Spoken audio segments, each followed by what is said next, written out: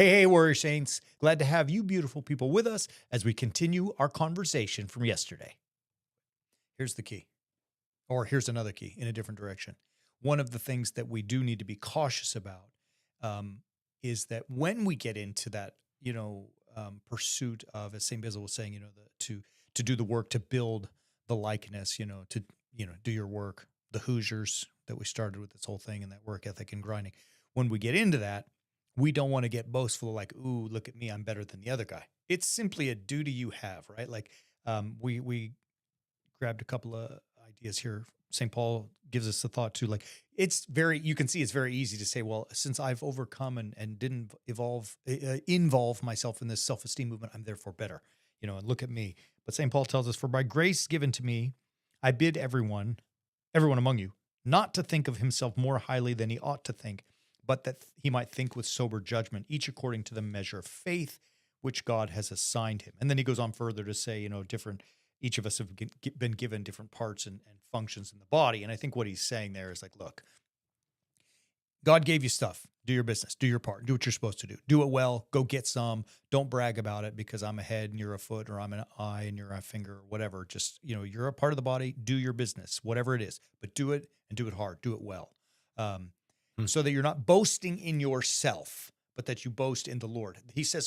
Paul says further in 2 Corinthians, I know we have that one in there too, the end of chapter 10, let him who boasts boast of the Lord, for it is not the man who commends himself that is accepted, but the man whom the Lord commends. And again, I took that verse a little bit out of the context of chapter 10 and 2 Corinthians, but it still makes that point, right? Like, you and I and all people are given certain things by God, certain gifts, certain skills, talents, and it is our duty to use them, not to brag about why mine's better than yours or why I'm better than you. You may be, you may not. Let Christ, who is the judge, decide that. But you do the work that you have been assigned, right? If I set you to task X or Y or Z, go get some, baby, Yeah. It's interesting. Like, none of this stuff is new, right? No. You read from Romans chapter 12, verse 3. Verse 2 says, do not be conformed by the world, but renew yourself. Renew your mind. Through the transformation of your mind. Yeah. Like, be transformed through the renewal of your mind. And the point is so that you might prove what is God's will, so that you're out there doing the business. You're able to do what God is actually telling you to do. And this idea of conformity, where everyone is telling you, you do you, you're special, you have great self-esteem, is leading us down this path where then we want to boast about what we're doing, but not actually do the business. Then when we start doing the business, we think we have to boast about doing the business, but that's where the hammer comes down. Do not boast about what you're doing, right? Righteousness, as we know from the Old Testament, is something that is declared. You do not declare yourself righteous. God declares you righteous. You don't get to say, I'm doing it. Right. That's a great point too. Actually, that you bring it up, exploded in my brain. I mean, in the Christian life, it is not ever for us to declare ourselves anything. Right. Maybe sinners, we can declare that because if you're me, you know very clearly. But and you even think about being saved. I know that's one of the things that many Christians think about: salvation, going to heaven, and all that kind of stuff. That's not something, in spite of some traditions read it as though it's already guaranteed. That's not what Scripture says.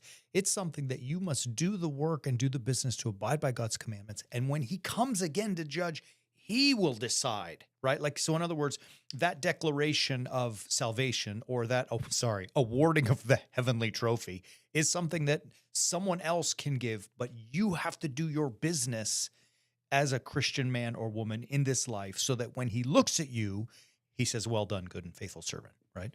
Exactly. And it goes to what you were talking about. We've hit on all of these topics. I'm just going to hit it. Yeah. Matthew 25. We read those three parables that are included in 25 separately, but if you read them as a progression, it's preparation of the talents that God has given you so that you can do the business that God has laid out about what is going to be the litmus test by which you will be judged. I.e. serving others. Yeah. I.e. serving others. And he says very clearly at the end of that that parable of the Last Judgment, that we are going to be judged on these things. That doesn't mean that anything's guaranteed. He's going to separate sheep from the goats. Right. And he's going to send the goats who declare themselves the greatest of all time to be sent away and thrown into the fire where there is weeping, Wailing, gnashing of teeth. gnashing of Yeah. teeth. Yeah. Yeah. It's to your point is what we were just talking about. I mean, like it is something that is declared a throne upon you, not by you. You don't get to commend yourself. The Lord commends you, which we read in 2 Corinthians 10 there. Yeah. I mean, anyways, I think it's just, I don't know. And we're never going to know when it comes. We No. never know when that judgment's going to happen. So that's why we always have to be preparing ourselves. That's where that parable of the bridegroom comes in. We are the wise and foolish servants. We always have to be wise and foolish servants. The maidens. The yeah. maidens. Yeah. The 10 with The 10 with yeah. the oil and the lamps and all of the things. We have to be preparing ourselves constantly because we don't know the hour that it's going to happen. Watch, baby. I come like A thief in the night. And we have to be preparing ourselves with the talents that God has given us, not burying them, hiding them. So that means that we have to figure out what are those talents? What are those things that I can actually pull off? What are those things that I can do? What are those things that are unique to me? You might call it a unique ability. What are the things that I am able to uniquely do? Rather than someone tell me I'm special, I need to figure out what are the things that make me special, that make me unique, that I then can cultivate and work towards and build up. St. Maximus the Confessor says, to the inherent goodness of the image is added the likeness acquired by the practice of virtue and the exercise of will. We have to actually put it into practice. We have to actually exercise that we are giving up our own will so that we can do God's will, that we are actually willing to live that crucifixional life so that we can get out there and make it happen, Cap'n. That's great. Great stuff. I Great. think the idea, I don't know, we beat it a little bit dead, but it was, I hope everybody has self-esteem. I hope they feel good about the stuff that they've done, but that it's as a reward and not freely given. Yeah. Let God freely give it at the end once you've done the business. That's all. But the self-esteem comes from doing the business. Agreed. Because we know when we're doing the business, we know that we're doing what we're supposed to be doing. And that's where that esteem comes from. Yeah. From within, from that knowing that we're actually doing what God has commanded us to do.